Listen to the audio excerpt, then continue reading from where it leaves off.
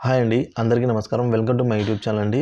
ఈ వీడియోలో మనమైతే మహిళా ఉద్యోగి తదనంతరము తనకు వచ్చే పెన్షన్‌ని ఆహ్, ఎవరికి ఇవ్వచ్చు అనే వాటిపైన ఒక చిన్న సవరణ అయితే జరిగిందండి. ఆ వివరాలైతే వీడియోలో తెలుసుకుందాం. వీడియో అయితే ఎక్కడే కానీ స్కిప్ చేయకుండా చివరి వరకు చూడడానికైతే ప్రయత్నం చేయండి. వీడియో నచ్చినట్లయితే ఒక లైక్ చేయండి. మహిళా ఉద్యోగి తదనంతరము పెన్షన్‌ను తొలి ప్రాధాన్యతగా ఇంతవరకైతే భర్తకైతే ఇస్తా వచ్చిందండి.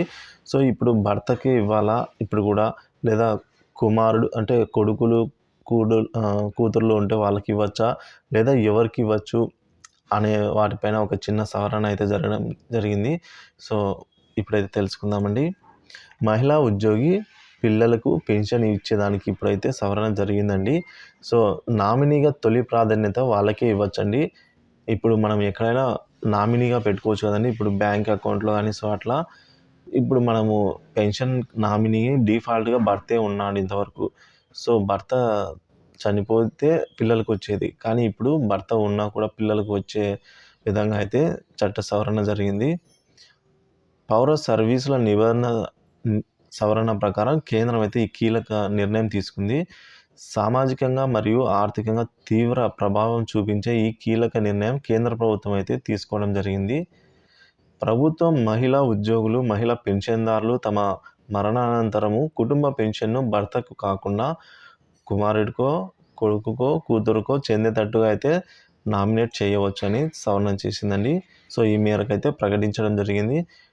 మహిళలకు సమాన హక్కులు కల్పించే దిశగా మన ప్రధాని మోడీ ఈ నిర్ణయం అయితే తీసుకున్నారని కేంద్ర సిబ్బంది వ్యవహారాల సహాయ మంత్రి జితేంద్ర అయితే వెల్లడించారండి.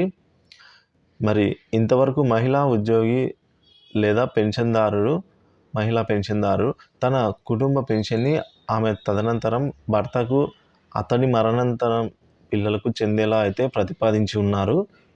కానీ ఇకపై భర్తకు కాకుండా నేరుగా పిల్లలకే పెన్షన్ చెందడానికి వీలుగా 2021 నాటి కేంద్ర పౌర సర్వీసుల నిబంధన కేంద్ర పెన్షన్ అలాగే పెన్షన్దారుల సంక్షేమ విభాగం అయితే ఈ విధంగా సవరణ అయితే జరిగింది. ఇక భార్యాభర్తలు విడాకులు తీసుకున్న సందర్భంతో పాటు గృహహింస నిరోధ చట్టము, వరకట్న నిషేధిత చట్టము, భారతీయ శిక్షా స్మృతి IPS కింద కేసులు దాఖలైన సందర్భాల్లోనూ పెన్షన్ చెల్లింపుల్లోనే అధికంగా సమస్యలు తలెత్తుతూ ఉండేవండి. తాజాగా ఈ సవరణ చేయడం ద్వారా పరిష్కారం అయితే సులభమవుతుందని మంత్రి తెలపడం జరిగిందండి. ఇన్ని సందర్భాలలో ఇబ్బందులు ఎందుకు అని చెప్పేసి డైరెక్ట్‌గా సవరణ అయితే చేశారు. లిఖితపూర్వకంగా అయితే విజ్ఞాపన చేయవలసి ఉంటుందండి. ఇందుకోసం ఎవరైతే పెన్షన్‌దారులు లేదా మహిళా ఉద్యోగదారు ఉంటారో వారు లిఖితపూర్వకంగా అయితే తెలియజేయవలసి ఉంటుంది. తన మరణానంతరము భర్తకు కాకుండా పిల్లలకు పెన్షన్ చెందాలి అంటే మహిళా ఉద్యోగి తన విభాగాధిపతికి లిఖితపూర్వకంగానే విజ్ఞాపనను సమర్పించవలసి ఉంటుంది. ఆమె తదనంతరం అది అమల్లోకి అయితే యథావిధిగా వస్తుంది. పిల్లలు లేని సందర్భంలో భర్తకి పెన్షన్ అందుతుంది.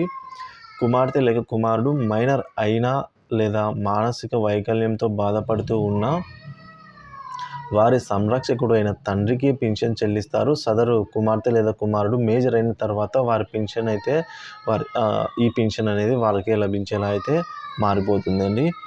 ఈ 2 నిబంధనలు ఒకవేళ మైనర్ కాకపోయినా వైకల్యంతో ఉన్నా కూడా గార్డియన్‌కి అయితే చెల్లిస్తారండి తండ్రికి. గార్డియన్‌కి చెల్లిస్తారు. వారు మైనర్ అయిన తర్వాత అయితే వారికే తిరిగి వస్తుంది. ఇక మహిళా పెన్షన్దారులు మరణిస్తే ఆమె భర్త సజీవంగా ఉన్నా కూడా ఇప్పటి నుంచి పిల్లలు మేజర్ అయితే వారికే పెన్షన్ అందుతుందండి. ఈ పద్ధతి ద్వారా అయితే ఈ మేరకు మహిళా ఉద్యోగి ముందుగానే లిఖితపూర్వక దరఖాస్తు అయితే చేయవలసి ఉంటుంది. తెలుసుకున్నారు కదండీ! ఈ విషయం అనేది కొత్త విషయం తెలుసుకోవడంలో ఎంతో కొంత సహాయపడిందని అయితే అనుకుంటున్నాను. మీకు కనుక ఈ ఇన్ఫర్మేషన్ నచ్చినట్లయితే వీడియోని లైక్ చేయండి, షేర్ చేయండి. మన ఛానల్ అయితే సబ్స్క్రైబ్ చేసుకోండి. Thank you for watching this video.